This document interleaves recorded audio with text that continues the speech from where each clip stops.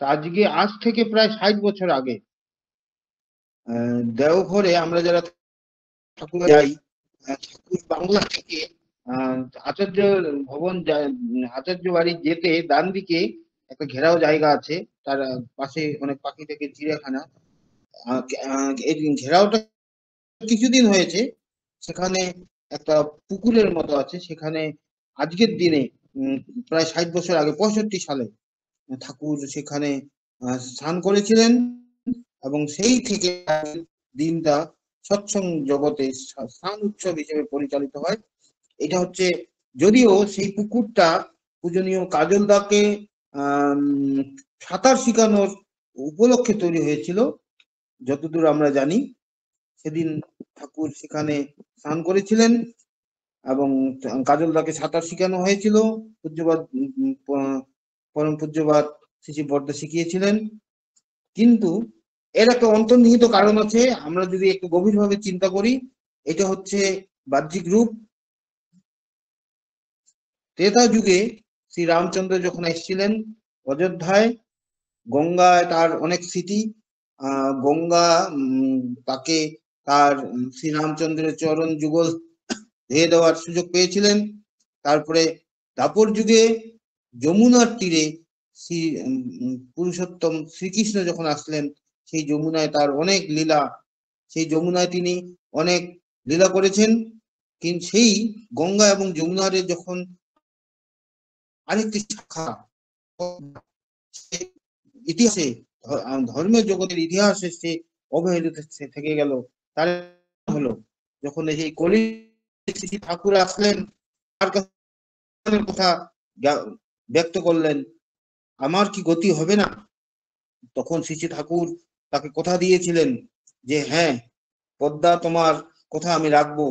সেই পদ্মার তীরে হিমায়তপুরে শ্রী ঠাকুর যখন অবতীর্ণ হলেন, সেখানে সেই পদ্মায় শ্রী ঠাকুরের চরণ যুগল ধুয়ে দেওয়ার সুযোগ তিনি পেয়েছিলেন। তারপরে একবার আমরা সেই ঠাকুরের ইতিহাসে পেয়েছি, পদ্মা ভাঙতে ভাঙতে সেই আমাদের হিমায়তপুরে আশ্রমের কাছাকাছি চলে আসলো। তার এই বর্ষাকালে সেই উত্থাল ঢেউ, তার যে শব্দে আশ্রমের একটা অসুবিধা হয়েছিল। ঠাকুরের মা মনমোহিনী দেবী বলেছিলেন এই পদ্মার শব্দে ঘুমের ব্যাঘাত হচ্ছে, কথা শোনা যায় না। তখন ঠাকুর পদ্মাকে বললেন যে তোমার শব্দ হচ্ছে, তুমি একটু সরে যাও। তারপরে ধীরে ধীরে পদ্মা কিন্তু আশ্রম থেকে প্রায় 2.5 কিলোমিটার দূরে চলে গেছিলেন। আমি সংক্ষেপে বলছি কাহিনীটা।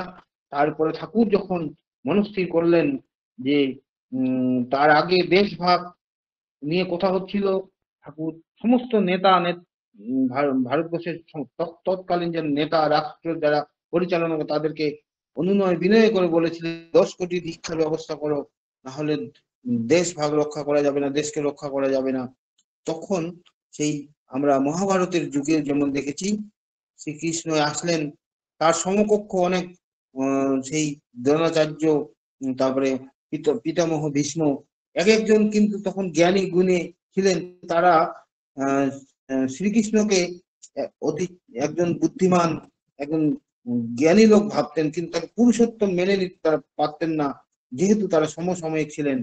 সেরকম শ্রী ঠাকুরকে একটা গ্রামের সাধারণ ব্রাহ্মণ মনে করে তারা কিন্তু কেউ গুরুত্ব দেননি। তাদের নিজেদের স্বার্থ সেখানে হয়তো নিবদ্ধ ছিল। তাই দেশ দেশ 10 কোটি দীক্ষার কেউ গুরুত্ব না দেওয়াতে দেশভাগ যখন হয়ে গেল, হবেই বুঝতে পেরে ঠাকুর তখনই সিদ্ধান্ত নিয়েছিলেন যে আমি এই পাবনা ছেড়ে সেই জঙ্গল, ঝাড়খণ্ড, তখন ঝাড়খণ্ড ছিল না, তখন ছিল সাঁওতাল পরগনার একটা রুক্ষ জায়গায় তিনি চলে যাবেন। কেউ জানতো না, শ্রী বড় মা হয়তো জানতো, 2-1 জন জানতো। তখন সেই পদটা কিন্তু বুঝতে পেরেছিল যে পুরুষোত্তম চলে যাচ্ছে, তার বিদেশ কয়েকদিন আগে হঠাৎ বান উঠলো, সেই পদটা ফুলতে ফুলতে পাবনা আশ্রমে চলে গেলেন, গিয়ে শেষে ঠাকুরের চরণ যুগল দিয়েছিলেন। ঠিক সব ইতিহাস আমরা জানি। তারপরে ঠাকুর স্বাস্থ্য উদ্ধারের উপলক্ষে দেওঘরে এসে পাকাপাকি ভাবে বসে গেলেন। এটা 46 সালের ঘটনা। সেই দেওঘরে আমাদের আশ্রমের পশ্চিম দাঁড়োয়া একটা নদী, সেই নদী অভিমানী তা ঠাকুরের কাছে প্রার্থনা জানিয়েছিলেন, এর প্রভু, আমিও তোমার চরণ স্পর্শ করতে চাই, তোমার চরণ ধুয়ে দিতে চাই আমার জলে। তারপরে এইটা হলো, তখন সেই ঘটনার কথা দিয়েছিলেন যে হ্যাঁ, আমার চরণ ধোয়ার সুযোগ তুমি পাবে। সেই সেই কথাটা রাখার জন্য কাজলদাকে, পূজনীয় কাজলদাকে সাঁতার শেখানোর উপলক্ষে শিশি বর্দা এই পুকুরটা খনন করেছিলেন এবং আজকের দিনে উদ্বোধন হয়েছিল। সেখানে সেই দারোয়া থেকে জল এনে ভর্তি করা হয়েছিল সেই রুক্ষ ভূমিতে। আমরা সকলেই জানি ঝাড়খণ্ড বা দেওঘরের মতো যে এলাকা, এটা মালভূমির উপর অবস্থিত, সেখানে জলের খুব হাহাকার। সেইখানে সেই রুক্ষ জায়গায় পুকুর খুঁড়ে দারোয়া নদী থেকে জল এনে ভর্তি করা হয়েছিল। সেই জলে শ্রী ঠাকুর স্নান করেছিলেন এবং দারোয়াকে যে কথা দিয়েছিলেন সেইটা রক্ষা করেছিলেন। এবং শ্রী ঠাকুর তখনকার দিনে যেমন 10 কোটি দীক্ষার কথা বলেছিলেন, আরেকটা স্বপ্ন ছিল তার, গঙ্গা এবং দারোয়ার সংযোগ করে সেই ঝাড়খণ্ডের রুক্ষ অঞ্চলকে শস্য শ্যামলা করবেন। ঠাকুর চলে গেলেন, শ্রী বর্দাও চলে গেলেন, মানব দেহ রাখলেন। এই তারপরে পরবর্তী আচার্যদেব চলে গেলেন। এখন আমরা যেটুকু জানতে পারছি, কেন্দ্রীয় সরকারের যে জলসম্পদ বিভাগ মন্ত্রী, তিনি কিন্তু এসে একটা প্রকল্প রূপায়ণ করেছেন। বর্তমান আচার্যদেবের কাছে নিবেদন করলেন যে এই থেকে 80 কিলোমিটার একটা চ্যানেল খুঁড়ে দারোয়ার সঙ্গে সংযোগ করা হবে এবং তার জন্য অনুমোদন এবং অর্থ সংস্থান দুটোই হয়ে গেছে।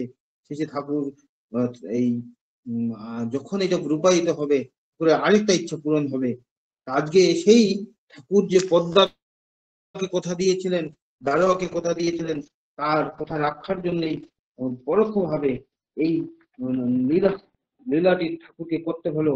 আজকে সেই স্নান উৎসবে আমরা যারা যারা সম্ভব অনেকেই অনেক কয়েকবার গিয়েছি, আবার যাওয়ার ইচ্ছা ছিল। এইবার প্রাকৃতিক কারণে গরম বেশি থাকাতে এবং জুন মাস পর্যন্ত একটা বিজ্ঞপ্তি বেরিয়েছে দেওঘর যাওয়া যাবে না, তাই যাওয়া হলো না। তাহলে এই যে স্থান উৎসবে এক পুরুষোত্তম যখন আছেন, তার প্রত্যেকটা কথা, প্রত্যেকটা চলন বলন পরবর্তী মানব কল্যাণে, মানব সমাজের জন্য শিক্ষণীয় হয়ে থাকে। আজকে যে আমরা স্থান উৎসবের পালন করছি, স্মরণ মনন করছি, তার পিছনেও অনেক গুরুত্ব আছে, অনেক মাহাত্ম্য লুকিয়ে আছে। সবগুলো হয়তো আমরা এখনই পাইনি, আরো যত দিন যাবে আরো গুরু রহস্যগুলো আমরা বুঝতে পারবো। এই স্নান উৎসবের যতখানি আমি জানি, আমার তখন বাবা এবং মা এখানে ছিলেন। আমার দিদি সেখানে জন্মগ্রহণ করেছিল, তাকে কোলে নিয়ে মা গিয়েছিল, সেই কাহিনীটা শুনেছিলাম। আর দ্বিতীয় পর্বে এখন আমি বলবো যে এক একটা সমাজ যখন রাষ্ট্রবিলোপ হয়, হঠাৎ করে হয় না, তার পিছনে অনেক কারণ থাকে।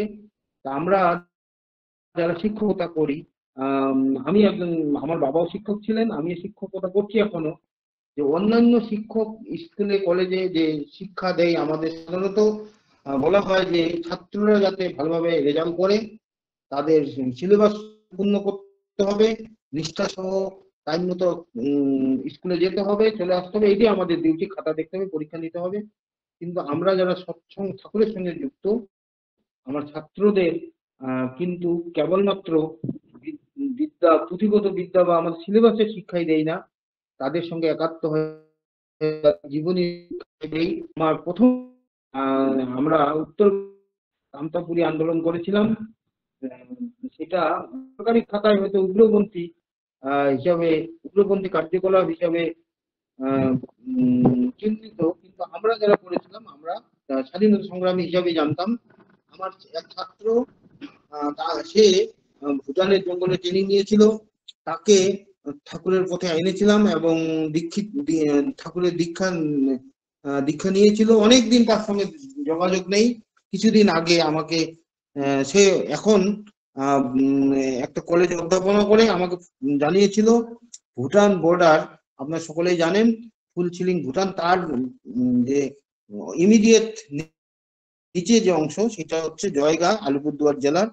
সেখানে কিন্তু মনে হবে না যে আমরা ওয়েস্ট বেঙ্গলে আছি। বাংলা ভাষা সেখানে চলে না, বাঙালির সংখ্যাও খুব কম, মনে হবে যে আমরা অন্যখানে আছি। সেখানে একটা কলেজ, সেখানে একটা জায়গা তারা প্রায় টাকা দিয়ে কিনবে, সে আমাকে জানিয়েছিল কিছু কালেকশনের জন্য। আমার শুনে কিন্তু অত্যন্ত চোখের জল চলে আসছে যে এই ছেলেটা যে ভুটানে সে মিলিটারি উগ্রপন্থী ট্রেনিং নিয়েছিল, তাকে ঠাকুরের তাকে আমি যে ঠাকুরের পথে আনতে পেরেছি, আজকে সে একটা অধ্যাপনা করছে এবং ঠাকুরের একটা মন্দিরের দায়িত্ব পালন করছে। তো এই যে যখন যে দায়িত্বটা আসে, তখন করার যখন মানুষ রাজি থাকে, তখন যে একটা শক্তি আসে। কারণ রাস্তা কিন্তু আচার্যদেব করাচ্ছেন তার মাধ্যমে। অন্য সময় যখন সেই পিরিয়ডটা চলে যায়, তখন কিন্তু আমরা যদি এর থেকে বেশি করতে চাই, ওই এনার্জিটা পাওয়া যায়। কিছুদিন আগে আমি এবং আমার স্ত্রী একটা বাড়িতে আমাদের পাড়াতেই যেখানে থাকি ডিপি ওয়ার্কে গিয়েছিলাম। যে অন্য সময় এই ইতিপূর্বেও আমরাও বাবার পারিবারিক সূত্রে আমরা যখন আরেকজনের বাড়িতে গিয়ে যাজন কার্যে যেতাম, তাকে দীক্ষার কথা বলা, ইষ্টভীতির কথা বলা, তখন ভিতরে একটা যে নিজের ইচ্ছায় গেছি। কিন্তু এখন আচার্যদেবের ডাইরেক্ট নির্দেশে এখন আমাদের যারা ডিপি ওয়ার্ক করছে তাদের ভিতরে কিন্তু আচার্যদেবই যাচ্ছেন, তাদের ভিতরে একটা আলাদা আলাদা একটা করছে। আজকে আমি যতদূর জানি এই যে সমাজ একটা পরিবর্তনের দিকে যাচ্ছে। আজকে যারা ডিপি ওয়ার্ক করছে, ডিপি ওয়ার্কের মাধ্যমে গুরু ভাইরা বিভিন্ন গুরু ভাইদের সঙ্গে যে একটা সংযোগ স্থাপন করছে আগামী দিনে রাষ্ট্র পরিচালনার ক্ষেত্রে, এরাই কিন্তু একটা মুখ্য ভূমিকা নেবে। কারণ যে দিন যাচ্ছে, বিনা কারো বাড়ি কেউ যাবে না, সব মোবাইলেই কাজ হওয়া, সব কারো বাড়ি কেউ যখনই যাবে তখন বুঝবে কোনো না কোনো তার স্বার্থ সম্বন্ধ আছে। একমাত্র এই গুরু ভাইরাই যাবে, যাচ্ছে এই দিক হলো। কারণ বর্তমান আচার্যদের মাধ্যমে শ্রী শ্রী ঠাকুর যে কি খেলা খেলতে চাচ্ছেন, প্রথমে দীক্ষা, প্রথমে ব্যক্তির যে আত্মোন্নয়ন, ঠাকুরের যতগুলো বাণী সেগুলো ব্যক্তি আত্মোন্নয়নের পরে পারিবারিক উন্নতি, উন্নয়ন, তারপরে প্রজন্ম, এখন সমাজকে যে আবার এক সূত্রে বাঁধা, তার জন্য কিন্তু এই জিপি ওয়ার সমাজ, যখন আমরা সমাজবদ্ধ আবার নিগুড় হতে পারবো, এই সমাজগুলো এক একটা উপযোজনা কেন্দ্রকে কেন্দ্র, তারপরে এক একটা সৎসঙ্গ কেন্দ্র করে যখন সৎসঙ্গীরা আরো দানা বেঁধে উঠবে, আগামী দিন বেশি দিন নাই যে যখন এই সৎসঙ্গীরা রাষ্ট্রকে পরিচালনা করবে। কারণ ভারতবর্ষের 130-40 লোক প্রত্যেকেই যে দীক্ষিত হয়ে সৎসঙ্গীতে পরিণত হবে, এইটা এই জন্মে হয়তো হবে না, কিন্তু সকলে হবে না। কিছু লোক দেশ চালাবে, তারা যখন হিউম্যান, যেটাকে বলে সম্পদ, মানব সম্পদ বৃদ্ধি হবে। শ্রী ঠাকুরের যে সৎসঙ্গের যে ওয়ার্ক চলছে, সেটা কিন্তু সেই মানব সম্পদকে বৃদ্ধি করার, তাকে মানব তৈরি করার যে কারখানা চলছে, এই এই ওয়ার্কে আমরা যারা ঝাঁপিয়ে পড়েছি, যারা যুক্ত হয়েছি, তারা আগামী দিনের সমাজের বা ব্যক্তি, দম্পতি, পরিবার, সমাজ এবং রাষ্ট্রের যে মঙ্গল, প্রকৃত উন্নয়ন, তার ভাগিদার হব। আজকে এই বিশেষ দিনে এই বিকাল বেলাটা আমরা ঘরবন্দি হয়ে আছি, আমরা দক্ষিণবঙ্গের লোক বিশেষভাবে আমাদের কোনখানে যেতেও পারছি না। এই সুন্দর একটা বিকালে আপনাদের সঙ্গ পেয়েছি। আমি আলোচনা করার অত ইচ্ছুক না, করতেও জানি না। বিশেষ করে আজকে একটা স্নান উৎসব মনন করার একটা সুযোগ দিলেন।